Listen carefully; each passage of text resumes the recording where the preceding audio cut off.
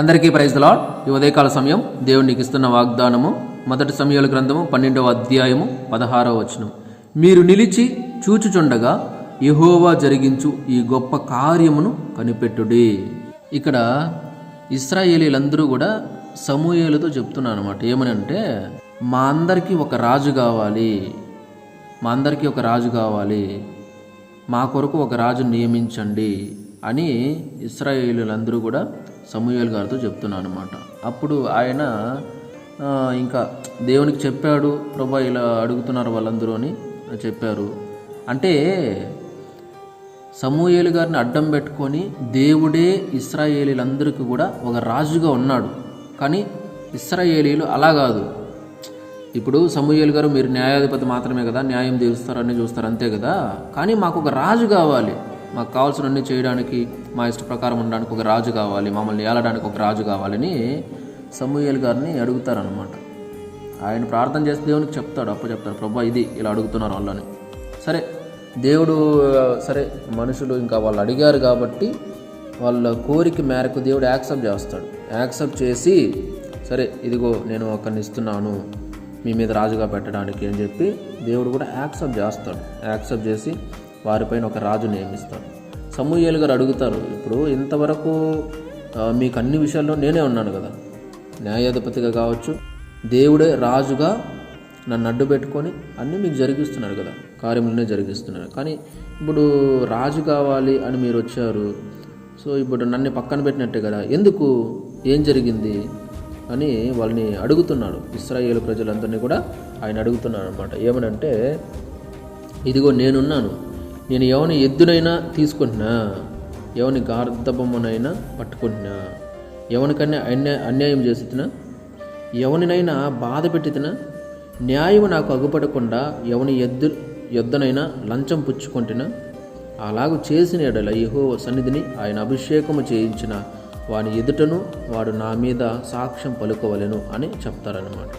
అప్పుడు నేను మీ ఎదుట దాన్ని మరలా నెత్తును అని చెప్పేసి చెప్తారనమాట. అంటే నేను ఏదైనా అన్యాయం చేసినానా, ఎవరైనా బాధ పెట్టినానా, ఎవరైనా ఇబ్బంది పెట్టినానా, ఎవరు లంచం ఇస్తారు అట్టని చెప్పి ఆశించినానా, లేకపోతే ఎవరన్నా ఎద్దులు నేను తీసుకున్నానా అని చెప్పేసి ఆయన అడుగుతాడు.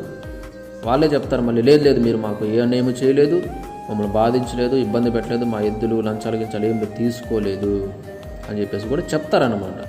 చెప్తారు. తర్వాత సమూయేలుతో కూడా సమూయేలు చెప్తారు, మోషేను అహరోన్ని నిర్ణయించి మీ పితరులు ఐగుప్తు దేశంలో ఉన్నప్పుడు వారిని రప్పించింది, మోషే ద్వారా అహరోన్ ద్వారా వారిని రప్పించింది యెహోవాయే కదా, కాబట్టి ఆయనే కదా మీకు రాజు అని చెప్పేసి చెప్తాడు. అయినా కూడా వాళ్ళు ఒప్పుకోరు, లేదు మాకు రాజు కావాలి అని చెప్తారు.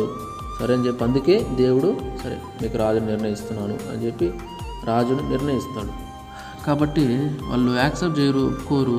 ఆయన కూడా దేవుడు మీకు రాజుగా ఉన్నాడు కదా అని సమూయేలు గారు చెప్తే, లేదు ఆయన కాదు, ఒక రాజు మమ్మల్ని ఏలవాలని మీరు నాతో చెప్పిద్రి అని చెప్పేసి కూడా, అంటే వాళ్ళు సమూయేలు గారితో చెప్పారు అలా అని. కాబట్టి సరే మీరు కోరుకున్నారు కాబట్టి మీరు కోరి ఏర్పరచుకున్న రాజు ఇతడే అని చెప్పేసి ఒక ఆయన్ని తీసుకొచ్చి ఆయన అక్కడ పెడతాడనమాట. అప్పుడు యెహోవా ఇతనిని మీ మీద రాజుగా నిర్ణయించున్నాడు అని చెప్పేసి చెప్తా. అంటే యెహోవానే వాళ్ళ మీద ఒక రాజు నిర్ణయించి అక్కడ నడిపిస్తాడనమాట. అప్పుడు ఆయన చెప్తాడు, మీరు యెహోవా యందు భయభక్తులు కలిగి ఆయన మాటను విని ఆయనను సేవించి ఆయన ఆజ్ఞను భంగము చేయక మీరును మిమ్మును ఏలు రాజును మీ దేవుడైన యెహోవాను అనుసరించిన ఎడల మీకు క్షేమము కలుగును. అయితే యెహోవా మాట వినక ఆయన ఆజ్ఞను భంగము చేసిన ఎడల యెహోవా హస్తము మీ పితరులకు విరోధముగా నుండినట్లు మీకును విరోధముగా నుండును అని చెప్పేసి చెప్తా అనమాట.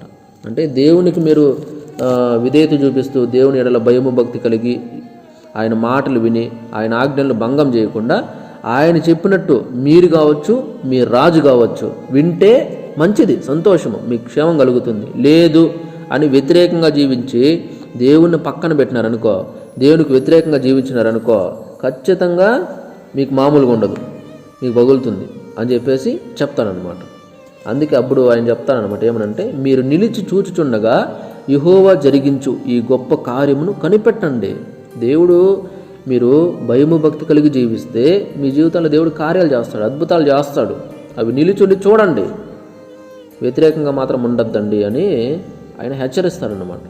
కాబట్టి దేవుని విషయంలో మనము చూడండి, దేవుడే మనుషులకు ఒక రాజును ఎన్నుకోవడానికి, వాళ్ళు నాకు కావాలి, నేను ఒక రాజును ఎన్నుకోవాలి, ఏర్పరచుకోవాలి, మా మీద రాజుగా మాకు కావాలని అడిగినప్పుడు దేవుడు అసలు ఏమీ ఆలోచించకుండా మనుషులకి అవకాశం ఇచ్చాడు. చూడండి, వాళ్ళ ఆలోచనలకి, సరే మీరు కావాలంటున్నారు కదా, సరే తీసుకోండి, మీ ఇష్టం, ఇదో మీ పైన మిమ్మల్ని పాలించడానికి, మిమ్మల్ని ఏలేదానికి ఒక రాజుని తీసుకోండి, నిర్ణయించాను, తీసుకోండి అని చెప్పేసి దేవుడు మనుషులకు అవకాశం ఇచ్చాడు. ఇప్పుడు ఈ భూమి మీద మనము 5 సంవత్సరాలు మనల్ని పాలించడానికి, మనందరినీ కూడా ఏలుబడి చేయడానికి 5 సంవత్సరాలు ఒక రాజును మనం ఎన్నుకుంటాం. రాజును కాదు, మంత్రిని. Praise the Lord. అలాగే ఆ కాలంలో ఇశ్రాయేలీయులు మాకు రాజు కావాలి, దేవుడు రాజే ఉన్నాడు కదా అని సమూయేలు చెప్తే, అట్లా కాదు, మమ్మల్ని ఏలేదానికి ఎవరో ఒక రాజును పెట్టండి అని అడిగారు. దేవుని ఏలుబడిని పక్కన పెట్టారు వాళ్ళు. దేవుని ఏలుబడిని పట్టించుకోవాలి. మాకు రాజు కావాలి, నువ్వు కాదు ప్రభా, నువ్వు వద్దు, మాకు వేరే వాళ్ళు కావాలన్నారు. దేవుడే రాజుగా ఉండి సమస్తాన్ని జరిగించుంటే వాళ్ళ జీవితాలు ఇంకా చాలా గొప్పగా ఉండేవి, బాగుండేవి. రాజు కావాలని దేవుణ్ణి పక్కన పెట్టారు. కాబట్టి ఈ సమయంలో ఈ లోకంలో కూడా మనము ఎన్నికల్లో ఎవరినో ఒకరిని ఎన్నుకుంటూ ఉంటాం. వాళ్ళు ఏమైనా సక్రమంగా చూస్తారా, సక్రమంగా అన్నీ చేస్తారా అంటే మనకు జరగాల్సిన న్యాయం పూర్తిగా జరగదు. కానీ దేవుని విషయానికి వస్తే, దేవుడే మన రాజుగా చేసుకుంటే, దేవుడే మన నివాసంగా చేసుకుంటే, దేవుడే సమస్తమంగా మనం చేసుకుంటే, మనకు జరగాల్సిన ప్రతి న్యాయము కూడా ఖచ్చితంగా జరుగుతుంది. Praise the Lord. కాబట్టి ఈ సమయంలో ఈ లోకం కావచ్చు, ఈ లోకంలో ఉండే మనుషులు కావచ్చు, లేకపోతే కుటుంబం కావచ్చు, ఎవరైనా కావచ్చు, ఎవరిపైన అనుకుంటున్నావు, ఎవరు నమ్ముతున్నావు ఆలోచించు. ఎవరిపైన అనుకోదు, ఎవరిని కూడా నీకు రాజుగా చేసుకోవద్దు. ఎవరు కూడా నన్ను చూస్తారులే, నేను పట్టించుకుంటా అలా లేనని చెప్పి నమ్మకం ఉంచొద్దు. ఒక దేవుని పైన మాత్రమే ఆనుకో, ఒక దేవుని మాత్రమే నమ్ము. ఆయన మాత్రమే సర్వము నీ జీవితంలో చేయగల సమర్థుడు. Praise the Lord. రండి ప్రార్థన చేసుకుందాం. మహాపరిశుద్ధుడ, మహోన్నతుల, సర్వాధికారి స్తోత్రములు తండ్రి, వందనాలు, కృతజ్ఞతలు చెల్లించుకుంటున్నాను తండ్రి. సమయంలో ఈ వాక్యం ద్వారా మరొకసారి నాతో మాట్లాడినందుకు స్తోత్రాలు తండ్రి. అవును దేవా, ఇశ్రాయేలు ప్రజలు నాయన ప్రభా, మీరు వారిపైన రాజుగా ఉన్నప్పటికీ కూడా సమూయేలు గారితో చెప్పి, మాకు రాజుగా ఒక మనుష్యుడు కావాలి, మమ్మల్ని ఏలేదానికి ఒక మనుష్యుడు కావాలి, దేవుడు కాదు అని ప్రభు మిమ్మల్ని పక్కన పెట్టి సమూయేలు గారు చెప్పారు. దేవుడే మీ మీద రాజుగా ఉన్నారు కదా, మరి ఇంక మళ్ళీ మీకు రాజు ఎందుకు అని చెప్పినా కూడా వాళ్ళు వినకుండా, పట్టించుకోకుండా, లేదు లేదు లేదు మాకు రాజు కావాలి, దేవుడు కాదు మాకు రాజు కావాలి అని మిమ్మల్ని పక్కన పెట్టి వేరే రాజును ఎన్నుకున్నారు తండ్రి. ఆ రాజు వల్ల నాయన ప్రభా వాళ్ళు ఏదో వాళ్ళ పరిస్థితులు వాళ్ళు పడ్డారు. ఆ రీతిగా మనుషులు ఎవరైతే నాయన ప్రభా ఈ వాక్యం ఉంటున్న ప్రతి ఒక్కరు కూడా ఎవరైతే నాయన ప్రభా మనుషులపైన ఆనుకుంటున్నారు, ఈ లోకం పైన ఆనుకుంటున్నారు, వాళ్ళు మాకు రాజుగా ఉంటే బాగుంటుంది, మా జీవితాలు బాగుంటే బాగా జరుగుతాయి అట్లా అనుకుంటున్నారు. ప్రతి ఒక్కరిని ఆలోచింపజేయండి దేవా. మీ పైన ఆనుకుంటే, మిమ్మల్ని నమ్ముకుంటే, మిమ్మల్ని విశ్వసిస్తే తండ్రి, మీరు తప్ప ఇంకెవ్వరిని లెక్క చేయకూడదు. అలాంటి స్థితిలో మేముంటే, ఆ రీతిగా మేము మిమ్మల్ని ప్రేమిస్తే మా జీవితాలు ఎంతో గొప్పగా ఉంటాయి, ఎంతో ఆశీర్వదింపబడతాం, దీవించబడతాం. కాబట్టి నేను ఈ మాటలు వింటున్నా, చూస్తున్నా, షేర్ చేస్తున్న ప్రతి ఒక్కరిని దీవించమని, ఆశీర్వదించమని, సహాయం చేయమని, క్షేమాన్ని ఇవ్వమని యేసయ్య పరిశుద్ధ నామములో ప్రార్థించి స్తుతించి వేడుకుంటున్నాను తండ్రి. ఆమేన్. దేవుడు మీ అందరినీ దీవించి ఆశీర్వదించును గాక. ఆమేన్.